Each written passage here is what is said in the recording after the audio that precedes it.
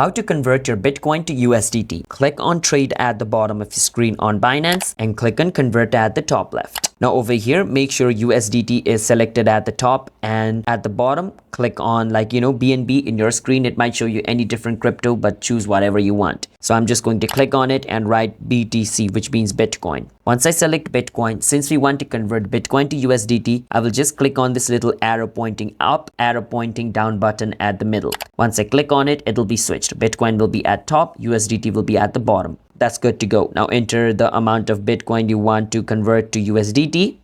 And according to that, it's going to show you the value. Now click on preview, and after that it's going to show you how much you're going to get across the transition fee and everything. Once you do that, just make sure to click and confirm, and basically you're good to go. So as you guys can see, it says this is it. So I will click on done. Now in my case, it shows increase BTC because I don't have that much money. But in your case, if you have that much Bitcoin, just click on convert and it will be converted. All right. So hope you understand. Subscribe to our channel.